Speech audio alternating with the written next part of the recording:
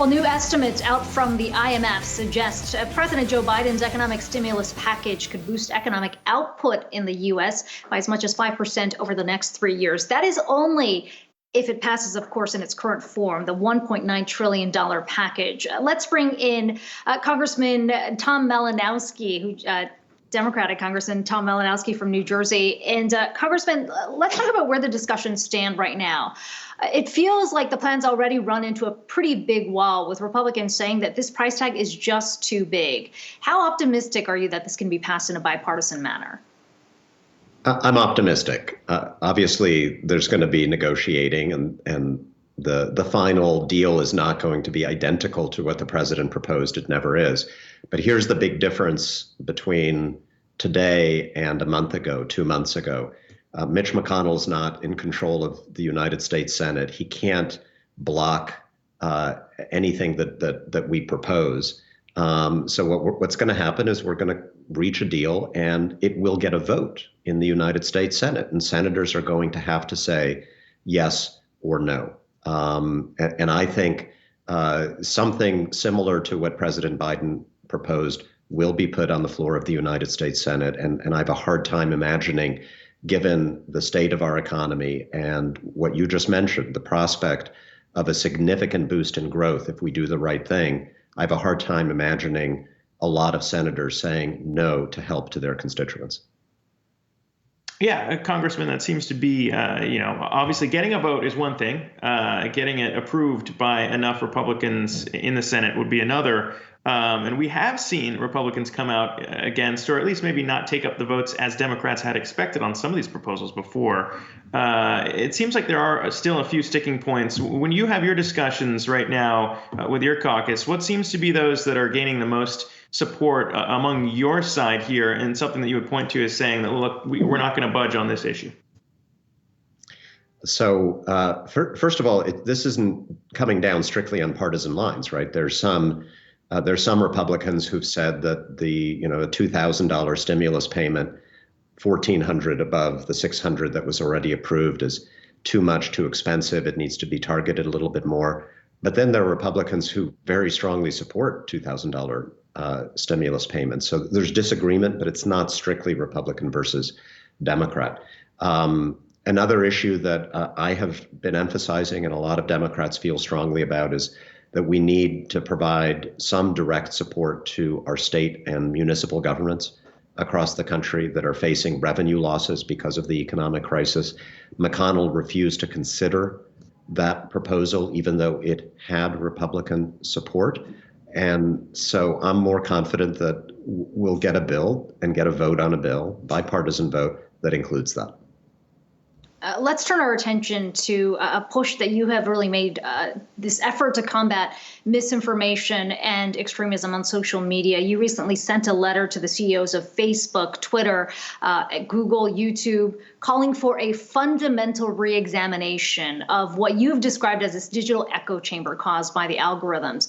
What are the specific changes you are seeking when it comes to the algorithms? So most of the attention and most of the controversy is about who gets blocked from Twitter, right?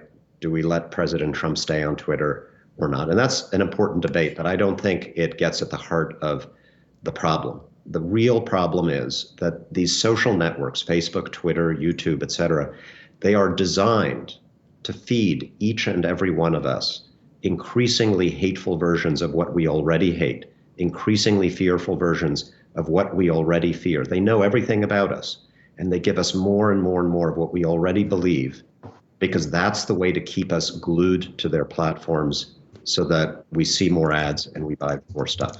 The result is, well, we saw it on January 6th when the Capitol in Washington, D.C. was attacked by a mob of thousands of people who sincerely believed that the election had been stolen and that the government had been taken over by a secret cabal of devil worshippers, and who also sincerely believed that everybody in America agreed with them, because that's all they see on their Facebook feeds, all they see on their Instagram, on their YouTube. And it's because of this digital echo chamber created by the social media algorithm. So It's not enough, I think, for these companies just to block people and to label information. Yeah, that's important, but that doesn't get at the heart of the problem. We've asked them to redesign the networks. It's hard, but it's absolutely necessary to save our democracy. Yeah, I mean, when you're talking about that, though, it obviously raises questions about whose role was larger, since we are going to see, the Senate trial for President Trump move forward in the impeachment trial. It sounds like you're stressing that tech companies there might have an even larger role, not just because of their amplification of what President Trump had been saying, but also the algorithms behind what they're showing users as well. It sounds like they are indeed part of the problem there as well. Yeah, it's not either or. I absolutely hold President Trump and other leaders responsible for mobilizing that mob and feeding them with the lie that inspired them to attack the Capitol and to threaten our lives, which continues, unfortunately. But I'm not going to absolve the social media companies for creating this network over the last 10 years, which not just in the United States, but all around the world has led to a rise in violent extremism on both the left and the right. This is something we have to deal with. And so, yeah, we've sent them a letter. And by the way, we know that they know how to fix this problem because a lot of the companies have experimented with changes to their algorithms. They've implemented changes temporarily, say a few weeks before an election or a big national event. So we know that they can do this. They're reluctant to because, let's face it, this is how they make their money, by keeping us obsessively glued to our screens. So there's, tension here, but we're going to have to resolve it. Congressman, shifting gears here, because we are getting a headline out of the Senate here that the Senate has confirmed Joe Biden's nominee for Secretary of State, Tony Blinken. Certainly, one of the key issues for the new Secretary of State is going to be the U.S. relationship with China. We did hear from Xi Jinping yesterday at the World Economic Forum, who essentially said, and I'm summarizing here, that any of these efforts to try and isolate China simply will not work. How is Joe Biden's policy on this particular issue any different than what we saw under President Trump when you take out the rhetoric? Yeah, I think there's broad consensus that the Chinese Communist Party poses a threat to democracies around the world. They are promoting an erosion of international norms, whether it's sovereignty and the law of the sea or trade or human rights. China's aggressively trying to undermine these norms that the United States and our allies have promoted around the world. We're not trying to isolate China, but we are going to be defending those norms. And I think the Biden administration is fully committed to that. The difference between Biden and Trump is that Biden understands that we can't win this contest with the Chinese Communist Party unless we are true to ourselves, unless we model for the world in the United States an attractive example of what democracy can do. We've got to conquer the coronavirus. We've got to protect freedom of the press. We've got to model our democratic values in a way that makes America an attractive alternative to what the Chinese are promoting. If we can do that, then we can be tough.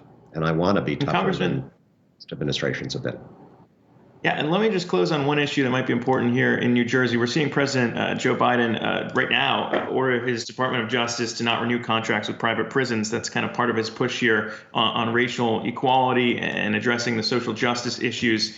In New Jersey, constituents there voted to legalize marijuana, though at a state level in terms of the legislature getting things through. It seems like that's taking a lot of time, and people aren't necessarily pleased with the idea of people still getting arrested for minor marijuana offenses after the state voted to legalize. So talk to me about maybe the efforts you want to see there in New Jersey and the speed at which that issue is getting addressed now.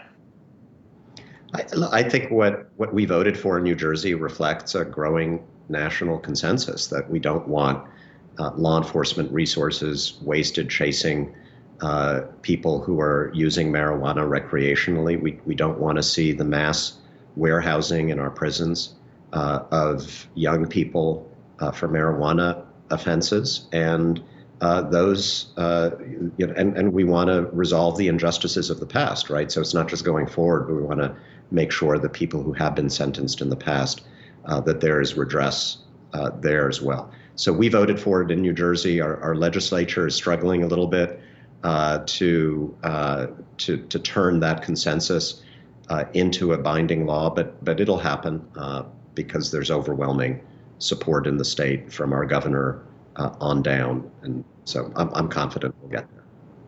Yeah, and interesting to see kind of at a federal level, President Biden leading that issue too. We'll hear more on the social equality front as well. But Congressman Tom Malinowski from the state of New Jersey, appreciate you coming on here to chat with us today. Be well.